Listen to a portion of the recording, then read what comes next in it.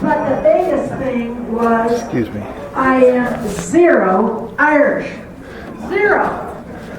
What was I going to do? My great-grandfather's name was Joshua Cochran, and he came from Dublin. And now I know he's not Irish. So, I decided to try to find out why I have no Irish in me, yet I have an ancestor who came from Ireland. I found the answer. Little is known of St. Patrick's early life, but it is known that he was born into a Roman-British family in the 4th century. Ladies, a Roman-British family. That's Italian and British. He was kidnapped when he was 16 and taken to Ireland. And in a dream, he realized that God told him he had to escape and get back to England. So he went back to his Italian-English family and he joined the Catholic Church there. And one night he had another dream, and it said, go back to Ireland and preach to these people, teach them about the Holy Trinity, and make them Christians. And that is why, by the way, you have the three-leaf clover. It's the Father, the Son, and the Holy Ghost. Just want you to remember that. So, here's the biggest part of this story. My descendant, or my ancestor, St. Patrick, came from the family of How about Chickarelli Hawkins. And it is because of us that those of you who are wearing green are allowed to wear the green. You don't believe that? You find that strange? Remember, St. Patrick came from an Italian-British family. So next time you wear green, you say something to everybody in Italian.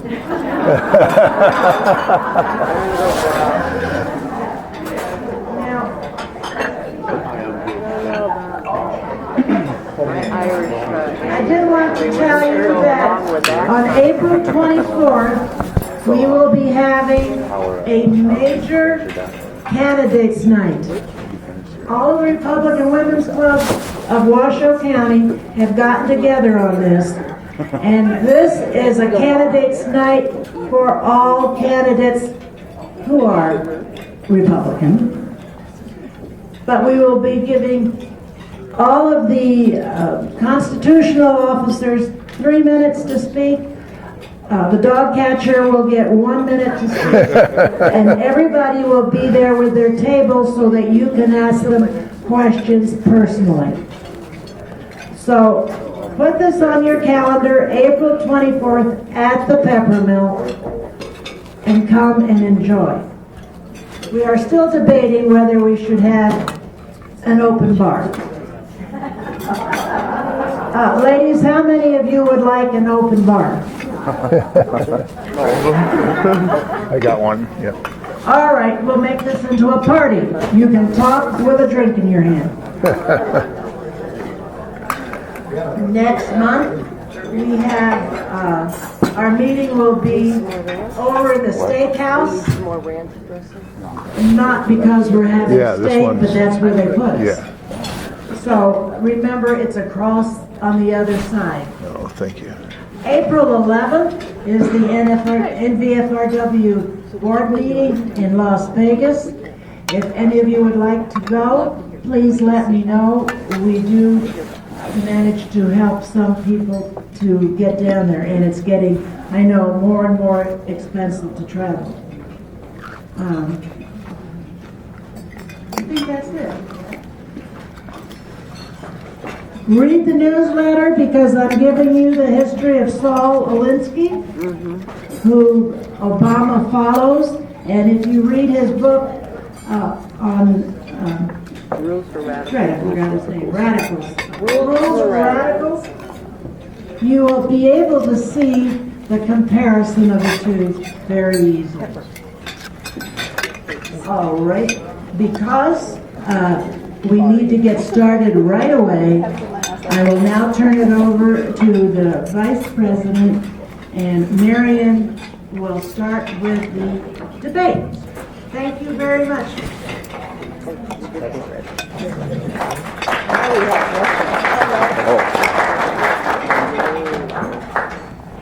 Hi, everybody.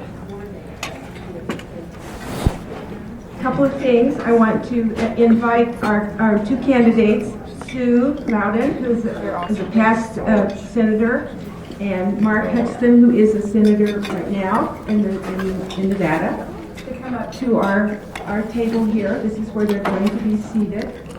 And I want to welcome Reno from the Reno Gazette-Journal, who's here, and we did get a nice little write-up in the paper, which we're very happy about. We got a nice write-up in the paper. Thank you, Ray. We're glad to have you here. And Marilyn Newton is here, too. Their photographer. Sean Whaley, is he from the... Oh, great. Okay, good deal. Good to have you. Thank you. I just want to... We have some guidelines which we've shared with our two candidates, and they're running for Lieutenant Governor, as you know. I want you to know that we have eight questions. They're going to give a 5-minute presentation themselves, and then we have 8 questions. The questions were prepared by 10 members and board members of Republican Women of Reno. These are the questions that we prepared. So what we're going to do is I have 2 little envelopes here. One has a complete straw and one has half a straw. And the one who gets the complete straw gets to go first.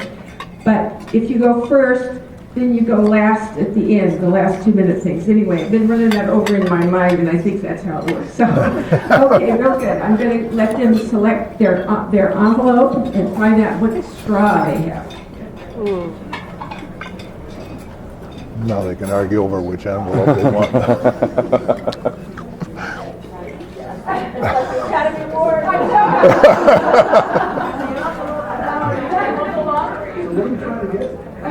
To get the complete straw, you get to decide to go first. The straw has 2 cents, is that? Yeah, but did I say? Okay. Anybody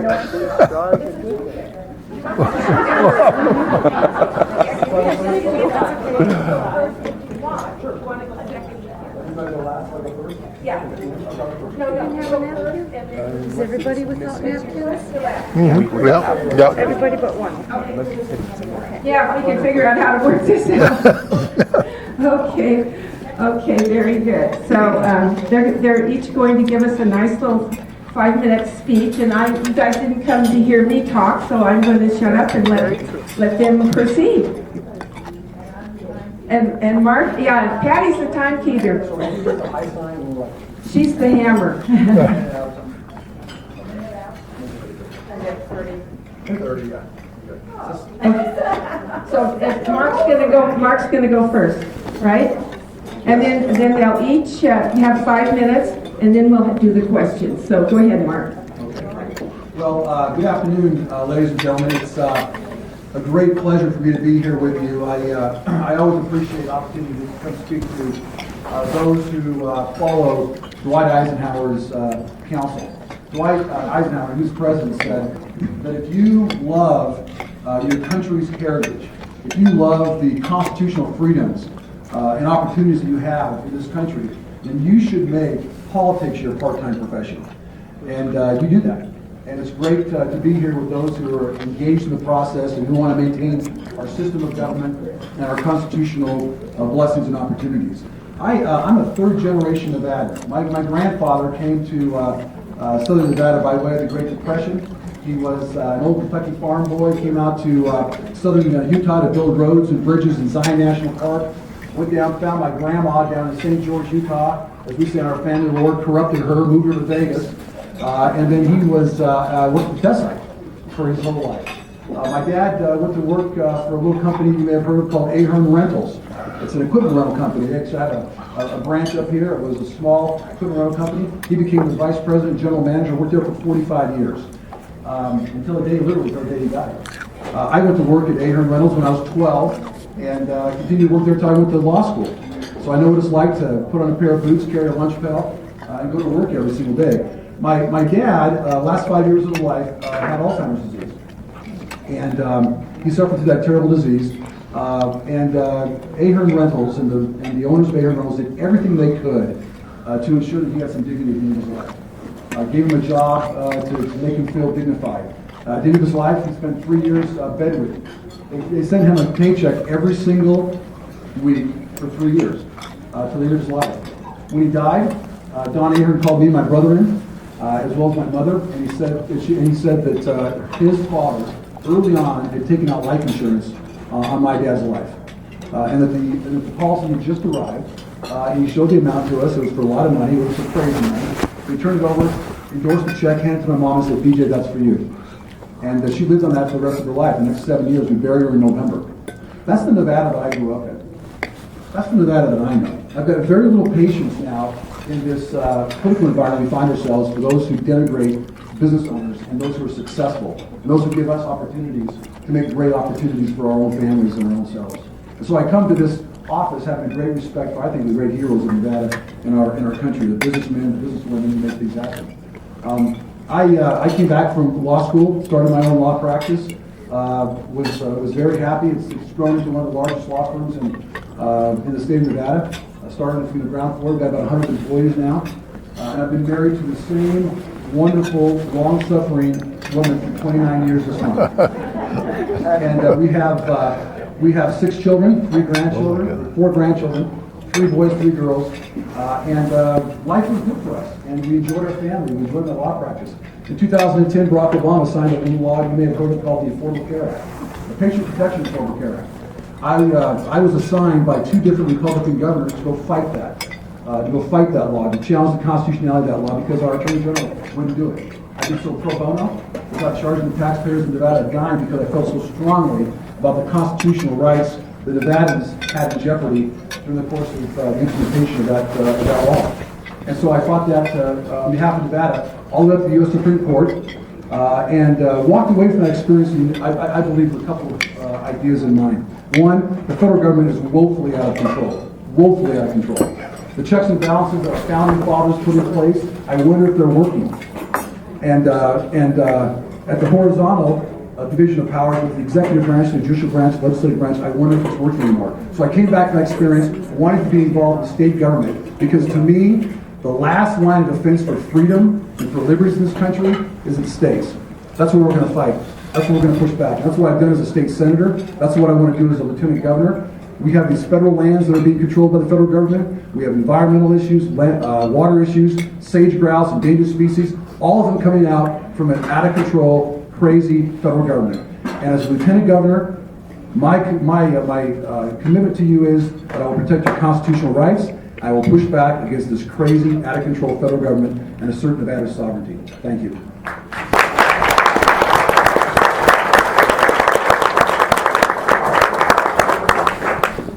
Good morning, everybody. Good afternoon, everyone. I know so many of you, and I know that I've been here before and spoken to you before, that I'm always trying to think of something new to say, to bring something new to the table. Since I have a whole 5 minutes, let me say that I am the granddaughter of Lithuanian immigrants. I know you've heard this before. I am the granddaughter of Lithuanian immigrants, and my grandparents came in the early 1900s to Ellis Island and moved promptly to Pennsylvania to work in the coal mines of Pennsylvania, which makes me a coal miner's granddaughter. And they came here for a better life. They came here to make sure that their children had a better life, and for sure that their grandchildren had a better life. And that's what, if they could see me now, they would be really happy. So a lot of you didn't know that, and I thought that was an important part of my background. That is important in terms of the whole picture of this race and what we're running for, and being here in Nevada. My mom raised me as a single mom, and we worked very hard. I worked Since the time I was 12, I started waitressing. For those of you who are Catholic, you'll know that you grew up with bingo. And I served hot dogs at the bingo hall, at the Catholic hall, every week to bring money home to help my single mom feed us and clothe us and provide a house for us, provide an apartment for us, actually. So I know how hard it is for people to work and to survive and to have good jobs, and I am what you would call the American dream. I am exactly what my grandparents came here for, because I've worked hard. I'm the first person who, in my family, graduated from college. I was lucky enough, after waitressing for a number of years and paying my way through college, to receive a college scholarship so that I could complete my college education, and I have a master's degree in education. I did teach for a couple of years, and then I saw this wonderful opportunity of getting into the news business. For those of you women, and most of you here, never grew up watching women on TV. There were no women role models doing the news. So I never pictured myself as someone who would have that opportunity to do that. But I saw a door open, a crack, and I went through that door and went back and did an internship, and I was lucky enough in 1978 to have my first job in journalism in Las Vegas for the CBS affiliate, Channel 8 there. And I worked there for 10 years. And I started as a writer and then as a reporter, and I clawed my way to the top to be an anchor woman. And I stayed there for 10 years, and during that time I got married and I had a couple of children. And after 10 years we decided, my husband and I as a family, that I would join the company business and that I would get into the tourism industry, and that I would have more time and more flexible hours to spend with our children. So I am uniquely qualified when we talk about Lieutenant Governor. I'm uniquely qualified for this particular job because the number one duty of Lieutenant Governor is to be the chairman of tourism for the entire state. That's something I've been doing for 30 years in Las Vegas and most recently in Laughlin, Nevada. I've been the president of 2 hotels, one in Laughlin and one in Las Vegas. And I know that it's not easy to bring people in to Las Vegas. People think it is easy, but it's not. It requires a lot of work. And you travel the world, actually, trying to convince people that we're the best place in the world to come and have a vacation, have your convention, or have your special event. And so I've been doing that for 30 years. And I would like to very much take that expertise and bring it to the entire state of Nevada. People have a misconception of what the Lieutenant Governor's duties are, and they are by statute. That's why I brought the statutes with me, so you can look at them if you want afterwards. I'll leave them here. But the number one job is you're the chairman of tourism. You're the face of who goes out and brings people here to Nevada. The other thing that you do as Lieutenant Governor is that you sit on the Economic Development Board. And I'm someone who I feel could sit on that board with a lot of qualifications, would add a different dimension to that board than is already there, as someone who has created thousands of private sector jobs, had various kinds of businesses, including opening and operating an ice arena, a bowling center, and a daycare center, along with casinos and restaurants and hotels and all of those things. So I think I would add a dimension to those businesses wanting to come in and think about coming here to talk to someone who's actually run businesses and developed businesses here.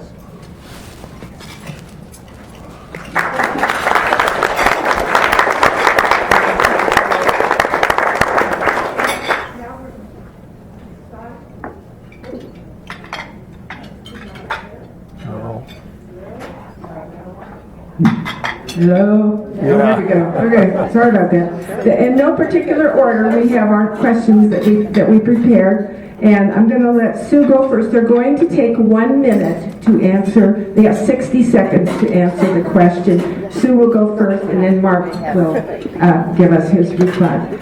Business is waiting to see what happens with the margin tax. Please discuss your stand on this issue and what could you do in that regard? This is for Sue first. Okay, thank you. This is a question that comes up all the time, and please don't be deceived into thinking on the ballot you're going to see something that says the margins tax. It's going to be called the Educational Tax Initiative, and it is disguised as a tax that will be going to education. And there's nothing in that initiative that specifically says that the money goes to education. So don't look for the margins tax on your ballot. I'm against it. It's a job killer here in Nevada. It's something that, if it does pass, it'll make us one of the 5th worst states in the country to do business. And it's something that I'm working very hard to defeat, talking about it wherever I go throughout the state, and making sure that people understand that don't look for the margins tax on your ballot. It is going to be disguised as the education initiative. Okay, Mark, your stand and what you could do about it. It's the single biggest disaster from an economic development standpoint and jobs creation standpoint in my lifetime. There will, as Sue said, this will be a jobs killer. Let me put it in perspective for you. We will have the 4th highest corporate income tax in the entire country. If you look at businesses by sector, 90% of the businesses, I don't care what they are, whether you're professional services or construction or what industry you're in, 90% of those sectors will be better off in California from a tax perspective. I've been traveling all throughout the state, meeting with businessmen and businesswomen, and they're waiting to see what's going to happen. They could expand tomorrow, but they're waiting to see what's going to happen. If this margin tax passes, this this education tax initiative passes tomorrow, then they're gone. They know where they're going. Wyoming, they're going to Idaho, and we can never again call ourselves a tax-friendly or business-friendly state. The legislature can't do anything about this for 3 years if it passes. For 3 years. No matter how bad it is. By law, we can't do anything about it. That is the greatest threat to economic diversification and job development. Thank you. Okay. We're going to alternate. We're going to start with Mark this time. We're going to take turns going first. As Lieutenant Governor, you would be the next in line to become governor should the current governor step down.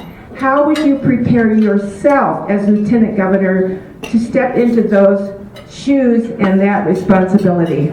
Well, I believe 2 things are absolutely paramount for the executive branch. One is maintaining our constitutional rights and defending our constitutional rights. The first thing you do as a constitutional officer is take an oath of office.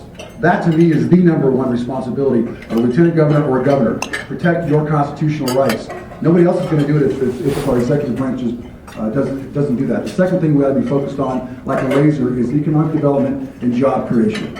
Through the legislative experience this last session, I can tell you there's 2 things that fixes most problems. A good job, and strong families.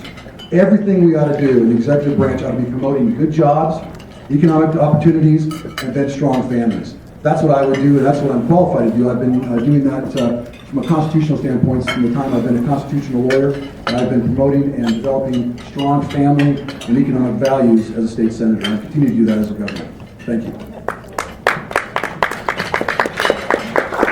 I believe that, first of all, I'm running for lieutenant governor because I believe I'm uniquely qualified, but I do know that there is that chance that you would become governor, and it would be really interesting and humbling for me to be the very first woman governor in the state of Nevada.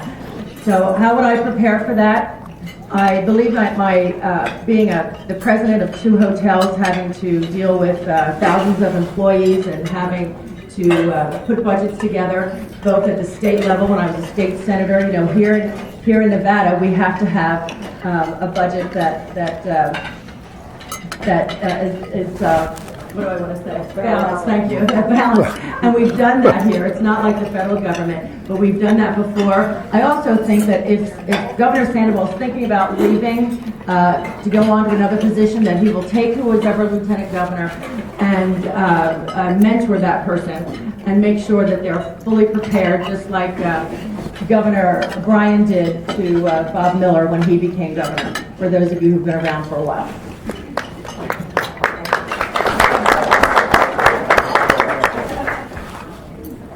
Did you want to say something, Heidi?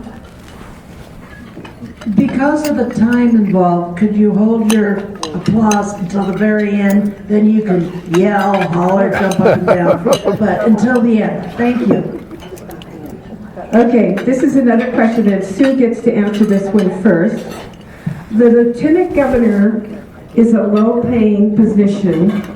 please discuss this and also your background for this particular office. Keeping finances in perspective. Yes. You know, there is nothing in the statute that says the lieutenant governor's job is a part-time job. I have the statutes with me. This is a full-time job. Some people say it's a low-paying job. It's $70,000 a year plus state benefits. I don't consider that a low-paying job. You know, our average salary here in Nevada is $42,000, $43,000, $44,000. I intend to work full-time as your lieutenant governor. I believe that because my children are grown and I have the luxury of time, and we all know that time is a luxury, I have the luxury of doing that. I can't think of anything more important to do in the next 4 years than to be full-time in economic development and bringing more tourists in than ever before. And that would be my intent, to be full-time. And from day one, I'll start without any on-the-job training because of my tourism background. Thank you. I don't think it's a low-paying job either. I think it deserves all the attention that we need to focus like a laser beam on job growth, economic development, and protecting the constitutional rights of Nevadans. That's what I think that lieutenant governor's job is about. That's what I think we ought to continue to promote. I've sat as the chairman of the Commission on Ethics. I was a member of that commission for 6 years. I chaired it for 2 years. I know what it's like to chair commissions, like the Commission on Tourism, and I would bring that experience, that background. I know what it's like to be an executive, to surround yourself with good people, to give you vision, to send them out to then implement your vision. As I think Brian Pollock has done a great job doing that as Lieutenant Governor. But at the end of the day, I think that we have to, as a state, assert our sovereignty and push back against this crazy, out-of-control federal government that has too much of our lands, too much control of our water, too much control of our environment, and let them know that we're a sovereign. As a constitutional officer and somebody sworn to uphold the Constitution, that's what I'll be focused on as well. Thank you.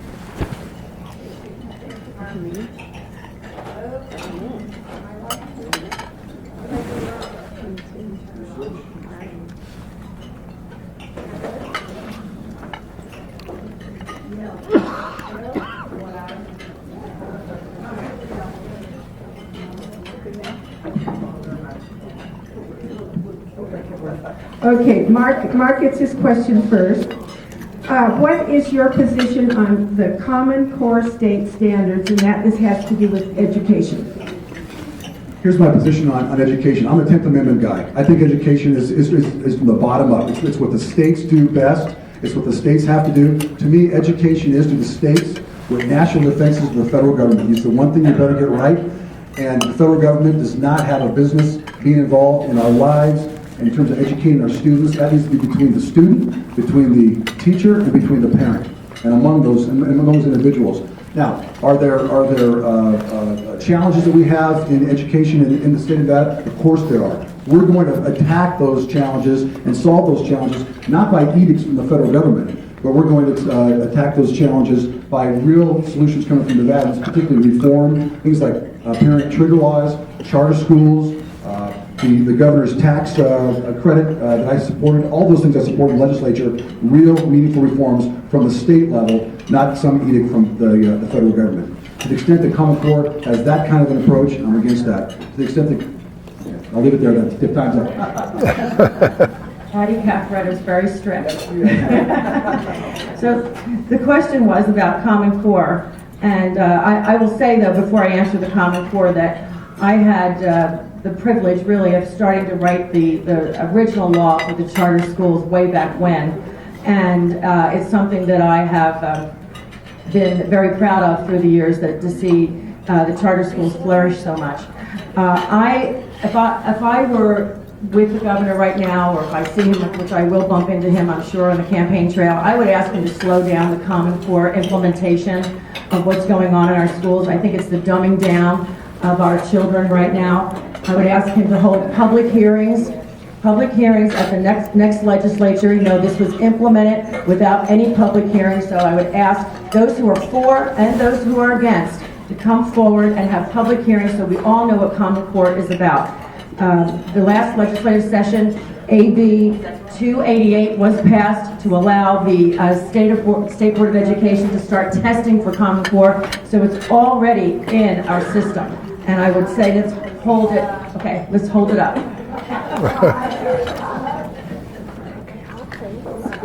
So, all right, now Sue will answer this first, and then Mark. What would you say is the most significant bill you sponsored?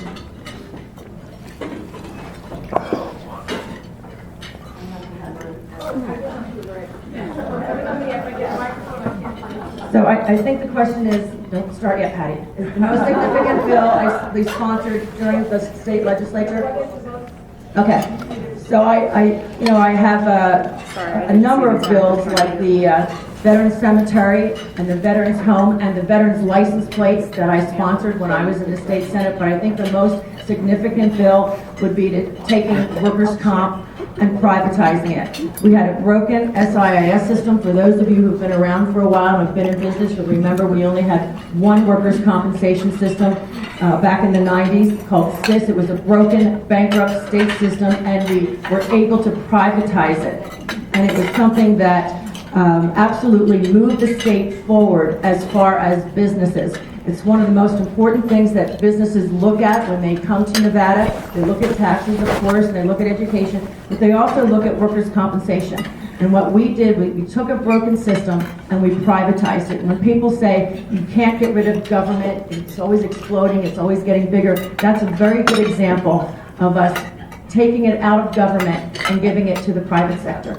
I think that was a really important bill. Now, Mark's turn. Thank you. I think of several, but let me just tell you sort of the overarching point. I co-sponsored a bill with Senator Settlemyre that asserted Nevada's sovereignty under the 10th Amendment and said that we are a sovereign state and we have every right as a sovereign to assert our rights against the federal government. I co-sponsored that bill. This is what I've been talking about this afternoon. The other bill that I feel very strong about is a bill I co-sponsored with my friend Barbara Sagaski called the Nevada Preservation of Religious Freedoms Act.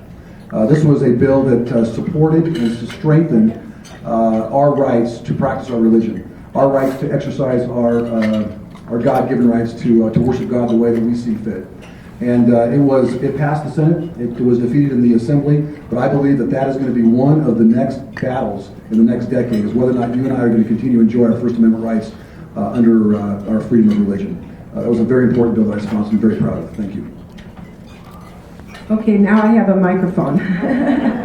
Okay, Mark, you're going to go first this time and discuss the importance of economic development and what would be your first step once in office on this particular issue.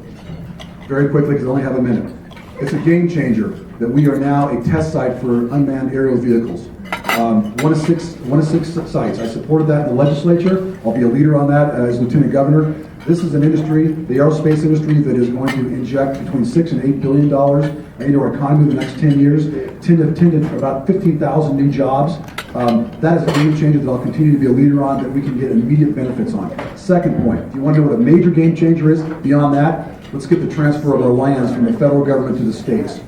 Let's take a look at Yerington and Pumpkin Hollow mining. 1/3 on private property, 2/3 on federal land. If they could get the access to 2/3 on federal land of that mine, they create 1,000 jobs tomorrow. The highest unemployment in the state is Lyon County, one of the highest unemployment counties in the country. Let's get our federal lands back, at least around our populated areas, to put them in much better use than the federal government can. You can get a lot in 60 seconds. You really can. Okay, so this is what I'm going to say to that. I agree with Mark, so that takes up 160 seconds, right? On the drones and the federal lands, I think that having the task force for every county to decide which lands they want is a very important step forward at this legislative session. The next legislative session, we're going to move forward with that. And as Western states, we're going to go to the federal government and say we want our federal lands back. I couldn't agree more. But what I see is a vision for myself as working very hard to have more industries come in, like the film industry, which I think is already in Las Vegas and doing a lot of filming and videotaping for commercials and such. But they don't realize the beauty of the rest of the state. I don't think they understand that you've got the Rubies and you've got the Cowboys and you've got the Sierras and you've got Hawthorne with Afghanistan and Iraq movies. If you want to have movies, you could go right there and have them. I'd like to shepherd the film industry through our state and develop that as another industry. I'm also looking at medical tourism as something that could flourish in our state. 30 seconds left. Okay, my time is up. Okay, that was good. She did good job too. Okay, so you're going to go first on this one. All right. I know. It's real good. We'll tell you about it later. Okay, Sue, this question, as Vice Chair of the State Board of Transportation, what would you bring to that responsibility? You know, it's something that not a whole lot of people bring up. I'm glad that you mentioned it, because as I go through the rurals especially, county commissioners are taking me aside and saying, don't forget about us, don't forget about them. They're taking me down to the roads that have been forgotten and things that need to be fixed. As someone who's come from a rural community like Lowden, Nevada, where I know that access in and out of your rural community is so very important, I feel that I'd be an advocate for those who maybe don't have a voice on that board of transportation. It's a multi-billion-dollar budget that they deal with every year. Roads are so important to us because of our tourist industry, because of our economic development. And I think as a business person that I would add another dimension to being on that board, looking at the whole state. I know we're both from Clark, but the truth is, but when you have a state, when you become a state official, you do look at the whole state, and I do believe that you become very fair about equality when it comes to those issues. Thank you. Here's what I think we'd be focused on with the transportation. We got to get I-11 done down south. It's the last link between two major metropolitan cities in this country, between Phoenix and Las Vegas. That's a priority down south in terms of transportation. Up here, sort of some of the people don't think about is how important it is. This is true for the entire state of Nevada. How important it is that we get enough flights in and out of Reno, in and out of different cities of our state. And so I would work very closely with the airport authority, and I have already sat down and talked with them about getting more flights into Reno, bringing more of the tourists here, bringing more people looking for entertainment and all the great things that are happening up in Reno. So I think we also need to focus on airline flights as well. But we got to stop robbing the state highway fund. We got to leave the state highway fund alone. Let's do infrastructure projects and improve roads. It's going to increase jobs in the construction industry and improve our infrastructure on our highways. Okay, very good. Now, Mark, this is the last question, and you're going to go first with this, and I think you'll both enjoy answering this question because it's something we've really already talked about, but you can elaborate. Please comment on the matter of tourism here in Nevada. And Mark, you go first. Well, tourism is, of course, one of the important major industries of the state of Nevada. We've got to realize that we used to only have to compete with New Jersey. Back when I grew up, it was Nevada, New Jersey. Now, 36 states have some form of gaming. We got to be able to bring people here for other reasons. When we talk about the convention and visitor authorities, both in the south and in the north, they'll talk about improving our conventions and really focusing on our conventions and focusing on international tourism, as Brian Krolicki has done. We want to take our international tourism up from about 15 or 16% to 20, 21% to improve the tourism that's going to be here. We also want to focus on rural tourism. That's one of the really important things to do as chairman of the tourism commission, is to focus on bringing more rural tourism to Nevada. These cities that don't have convention and visitor authorities like the north and the south here, really can't forget them. And as the lieutenant governor, I want to focus on that as well. Well, it's one of the reasons why I want to be lieutenant governor, because I do have an expertise in this area, having done it for so long in Las Vegas and most recently, as I said, in Lowden. I was part of a group called Las Vegas Events, and we brought the rodeo, the National Finals Rodeo, to town, for instance. And I was part of the group that brought it back. We saw how difficult these last negotiations were, how we almost lost it because of various reasons. But those negotiations are something that takes an expertise. I'd like to also mention that I brought the World Cup, the International Olympic World Cup, to Las Vegas, and most recently the Miss America pageant to Las Vegas. These are special events that I've, not me by myself, believe me, there's a group that goes out and does this, but these are the kinds of things that I would like to do statewide. For instance, why wouldn't cowboy poetry be televised on PBS? Why wouldn't that be a special? Those are the kinds of ideas that I come up with and the things that I think that I could implement if I was the chairman of tourism of Nevada. Very, very good. Thank you. Now we're going to each get a 2-minute final comment. And we'll start with Sue for the 2-minute wrap-up. Okay. I think that, we have 90 days away, and it's the primary. And people don't realize how quickly that goes by in a flash. So I'm going to ask all of you, and I know that all of you here are very involved in politics. All of you here are here because you care. And so I'm going to remind you to vote.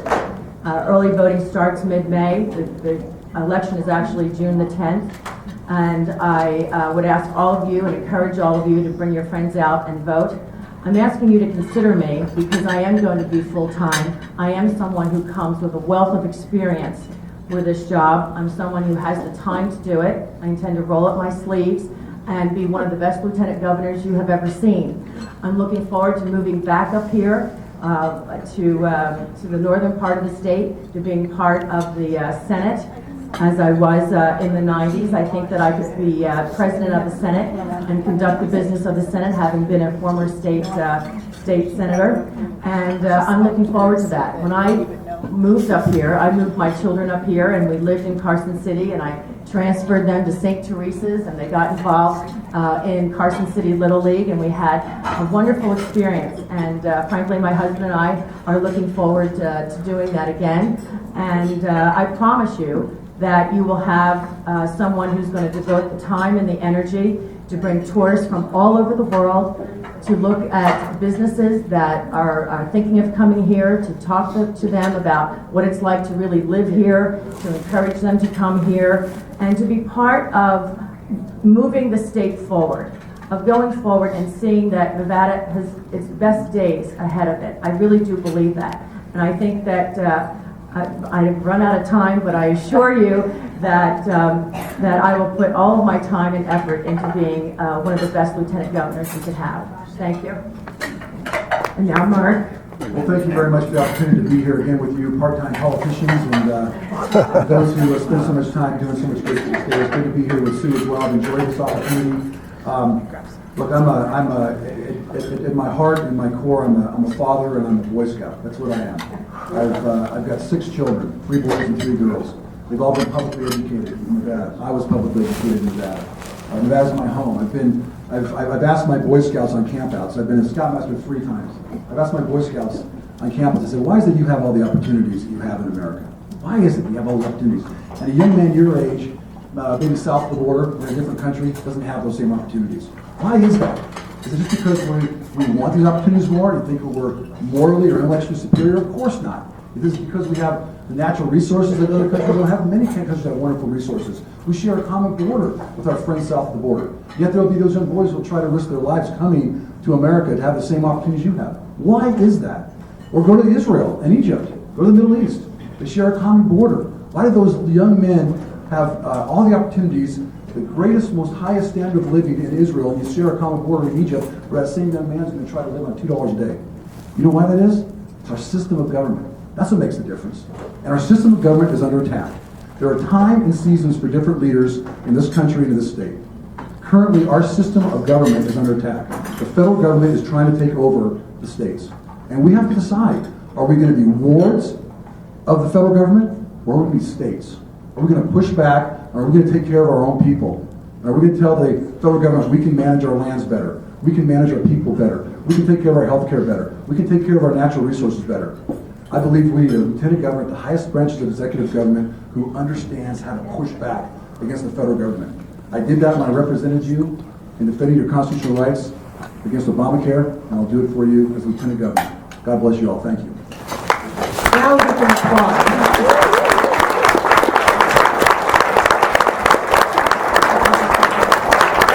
I just want to thank you both, and I think we have 2 of the best candidates for this position.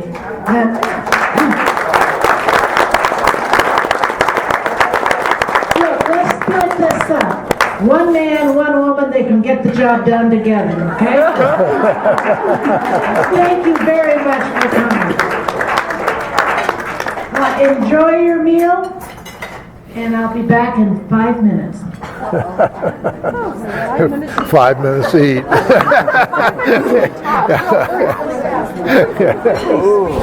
So tell us about CPAC. Adam was at CPAC. That's right. I heard all I've heard about that. Tell us.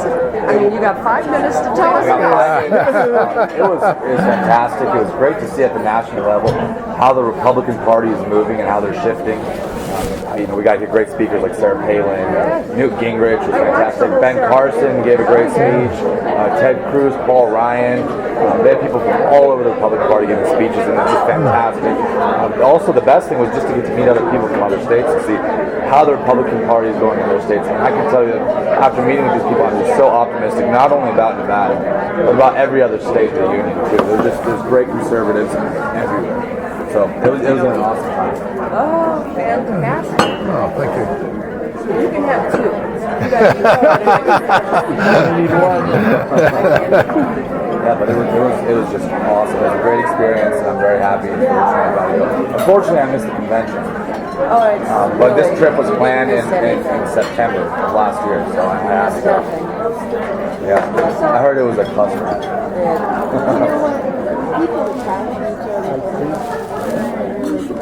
Oh, were people attacking each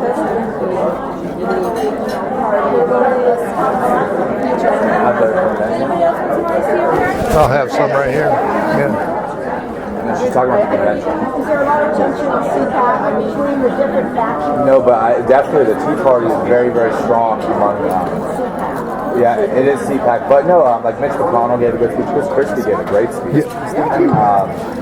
And also there's a lot of Jeb Bush supporters down there. So, like, they're In CPAC. And one thing that was great to hear from all the speakers is this idea of, even because we have people that consider themselves establishment or Tea Party or every part of the party, but they all said the same message. Let's bicker, let's have great dialogue, but after the primary, we need to get behind the Republicans, because if not, we're going to see Hillary Clinton in her 3rd term as president. No matter who the candidate is, it isn't as bad as Hillary Clinton. Yeah. So the great thing, Republicans were so opinionated and all very intelligent voters, and we fight and we argue, but at the end of the day, after the primary is over, no matter whether it's a Tea Party or an establishment or right or left, we need to get behind them and we need to elect them. And that is how you know you are a Republican.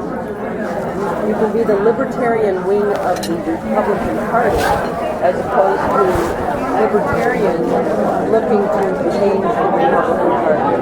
And that is where I think the difficulty lies in the Republican Party, is the influx of people who will not vote for a Republican who does not share that specific ideology. And that's where the difficulty is in Washington County's party and the state party right now. Everyone here got a dessert? That's what we've got over there. That's where I'm moving. Does anybody want decaf or just regular? Ann Coulter. Just regular. I'm becoming Ann Coulter.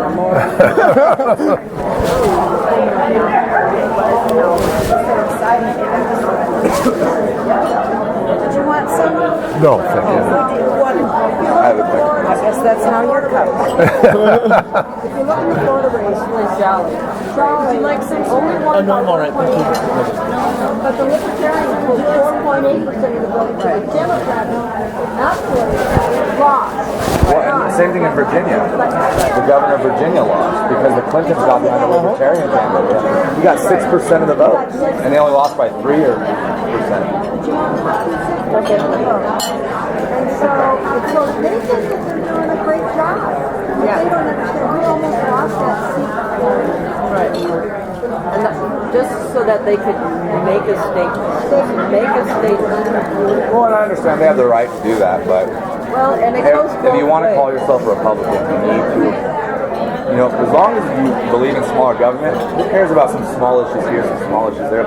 If the paramount tenet of your ideology is smaller government, then you should get Republicans in office, whether it's at the state level or the federal level. And it goes both ways. You know, there's a lot of folks who were discovering last night, there's a lot of Republicans for Ross. Yeah, Republicans for Reed, yeah. Well, now it's Ross Miller. Yeah. Republicans for Ross Miller instead of Adam Laxalt for Attorney General. So that's not going to go, doesn't sit well with me either. Well, that's the most important election, I feel, is the Attorney General. Yeah. Well, and Adam is he'll be at Walker Republican Women next week. And I am liking what I'm seeing him post on Facebook. He's repeating the same mantra of wanting to support, aggressively supporting states' rights, aggressively supporting all of the legislators who are going towards reclaiming some of our. And that's what I like about Adam Laxalt. He's actually going to use the position of Attorney General for the way it was intended to be used. Right. Instead of just sit there and, just pass, take meaningful cases. Yeah. And he's military. And he's military, and he's military JAG, and he did combat duty, and he put in his time. He's running to be Attorney General. Yes. Yeah. Right. That's Which it is right what there. Ross is Which is doing. exactly what Ross was Yeah. doing. Ross hasn't done anything but prepare to be governor his whole life. So that he can prepare to be senator.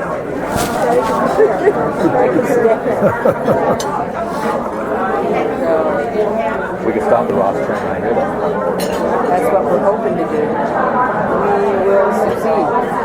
How do you get the Republicans out of the religion? I don't think that you do. I think that what you do is just focus primarily on fiscal responsibility, personal responsibility, and just try and get folks to accept that, but really try with the platform. You just can't. Well, we tried. They put it back in. We tried to get it out. The People that show up, the people that come to the show us, and they want all this stuff in there, and we sit there and we go, And I tried to change the platform. I mean, they actually put in the platform that, in the preamble of the platform, that men and women, the nation was founded by men and women coming to this, forming a nation, seeking guidance from God Almighty. And I said, that is not why this country was founded. They don't want to be taxed. Guidance from God Almighty. They already have that guidance. They were seeking freedom from the king and religious oppression. Not this. Well, it didn't matter because if more of those folks show up and we folks show up. And they outlast us. Frankly, they outlast us. Most of us have things to do with our lives other than sit at conventions and argue Robert's rules. when my husband was running, I stood up before they passed it, I said, do you honestly think my husband will get on this platform? It's probably not as much to me. And there's many people, right to life people are very adamant that they have no place to go. If they can't, they are Republican in every way, and they have no place to go if the Republican Party does not embrace the sanctity of life. And it's okay to embrace the sanctity of life if you don't make it a litmus test to be a Republican. And don't make it a political issue that we have to, have to get rid of Roe versus Wade. you are. It's a personal issue between the woman and God, and that is it. But we're not going to get. Would you guys like to be on Mark's this contact? generation to come into the party and embrace the party if we're going to take social issues and elevate them higher than I don't know about you kids, but I don't think that there are any young people. Hey, everybody at this table, thank you. Okay, thank you. Yeah, thank you. Yeah. Good job. Good job, good job. I don't think, I would be willing to bet that each of you knows someone who at least knows someone who's had an abortion. Oh, yeah. This is commonplace at this point in time. My kids knew girls who were having abortions when they were in high school, and that's 10, 15 years ago. So it's not.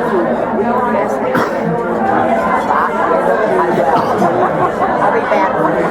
Why the Republican Party takes such extreme positions on some of these things, you know, Well, that's why- rape, you know, some of those comments have been made about rape and things like that. That's ridiculous. That's just, you know, if you could ever get them to shut up about some of that stuff or quiet down. Party at this point in time, keep in mind what the Republican Party in Washington County is, are 300 people.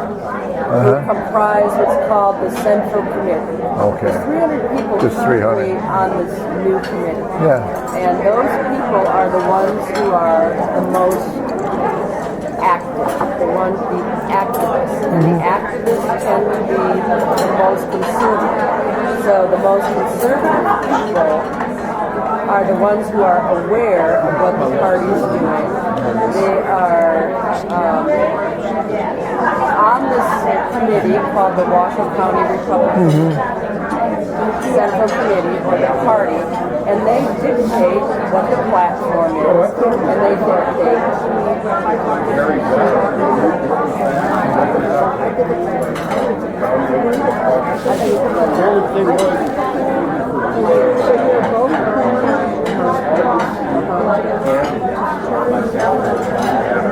That's not true. They came here to sit at the table with me. They actually came here out of debate. Yeah, what? And what's with this move that they're not? I guess this is our 5 minutes.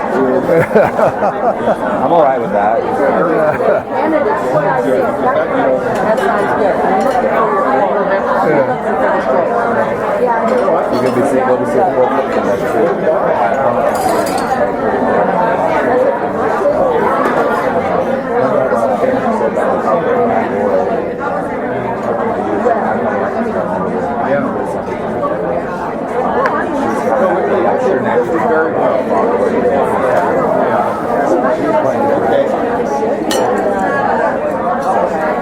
So, that's good for us because obviously she's very, very worried about this. She can't find flaw in my policies, so that maybe tells the voters something. But to that point, that is why you hear these things come from the party. And that's why more and more people like me. I currently sit on the executive board of the party. I won't run again. I'm done in April, and I'm done. You're done, yeah. Because I go there and I raise my hand and they don't call on me. Yeah. And they call on everybody else. Good girl, I'll be there too. But The e-board meetings get a little crazy. Yeah, they had to stop serving alcohol. Oh no, that was the attitude. just kind of and then I make my points and they say thank you. So you just, and I always say before I go, I take a tumbler. I pour wine to the top. And then pour it again. I pour it, put it down. Nice and mellow and calm. Before it has an effect, and I sit because it's very painful, and I'm a constitutional conservative. My point is, I am not a Republican for Reed. Hey, ladies and gentlemen, who wants to be the next millionaire? Has everybody bought their tickets? Well, too bad if you haven't. Okay.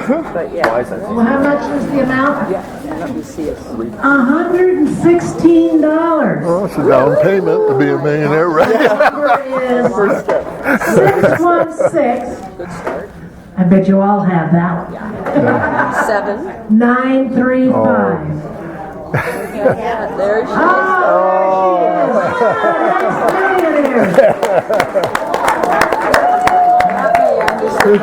Long shot. So now we can go ask her for a contribution. Yeah, that's right. Yeah. They'll give her $5 and the rest of it goes into the contribution for the party. Boy, she's the wealthiest person we've ever had here. Not quite a millionaire, but she's getting close. No, so how many of these guys are going to be around all summer? We have about 20, 30 volunteers. Ladies, Hey, thanks I want to give a little tease for our April meeting. I want to kind of give you a little idea of what we're looking at doing. How many times have you looked at the primary ballot and you've seen the judges that are running for the various offices, and you wonder, who am I going to vote for? And sometimes you just say, oh heck, I won't even vote for any of them. That's what I do. I a lot of times don't vote because I don't know anything about them. We are going to have some of the judges who are in contested races. So you're going to find out who the Republican judges are when you're looking at that primary ballot. So if that's something that you'd like to do, be sure and plan to come April. And in May, we're going to have, I don't know how many candidates, Republican candidates for mayor, but you're going to want to put that on your agenda too, to come out and meet this horde of people. Okay, thank you.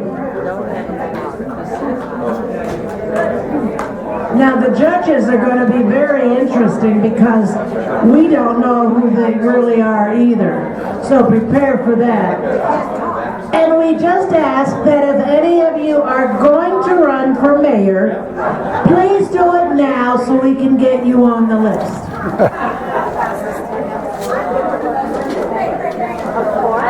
Okay, we don't have anything more, so enjoy your dessert. President Carol Del Carlo does have something to say. Thank you, Heidi, and great speakers you guys have been having. That's why you keep seeing me coming. But I want to ask a couple things.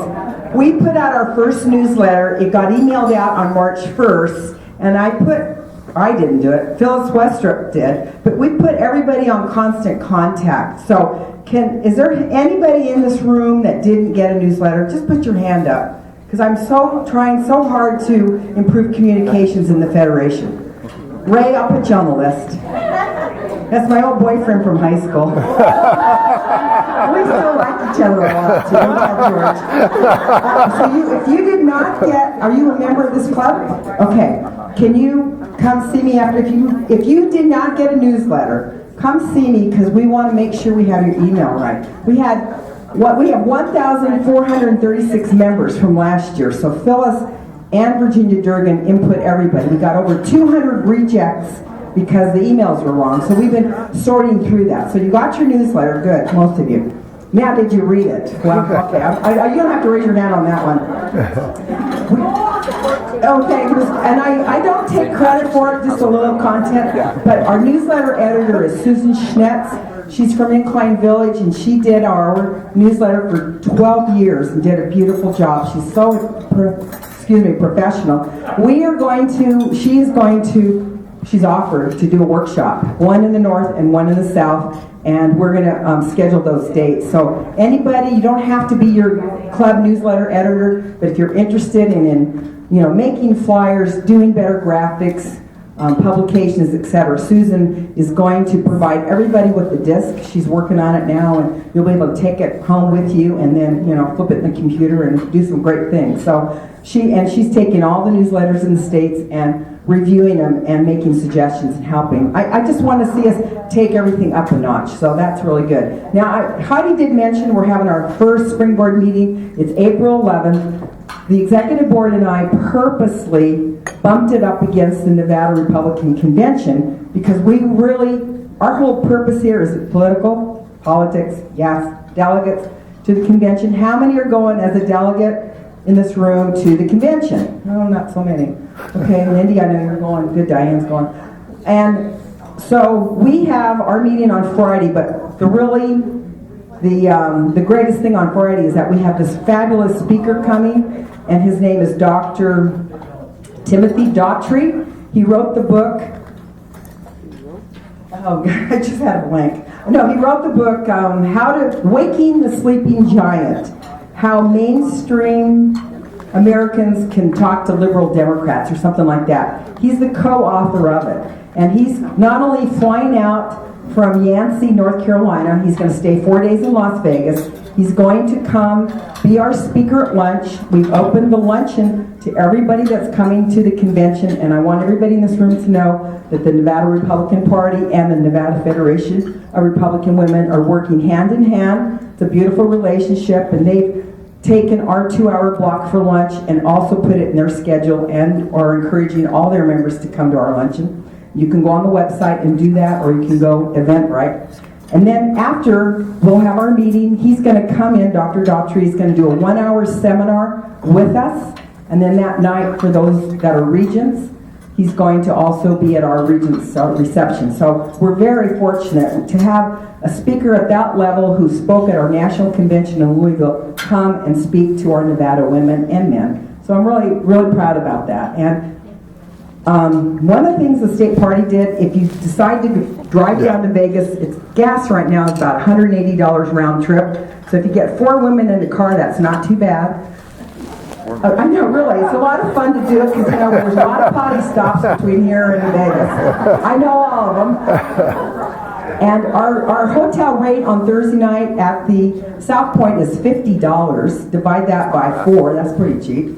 Friday night is $95, and they will let you have up to 4 people in a room. So anybody that wants to come down for the meeting, open to all of us, our meeting. So thank you, Heidi, for letting me tell everybody that. And our next newsletter will be out on June 1st, and Heidi's deadline is May 15th to tell everybody in Nevada how great Washoe Republican women are doing. And if you should tell us all about your 65th anniversary in that issue. Okay? Oh, Sandy Masters, thank you, Sandy, is heading up our Regents program. She's doing a fabulous job.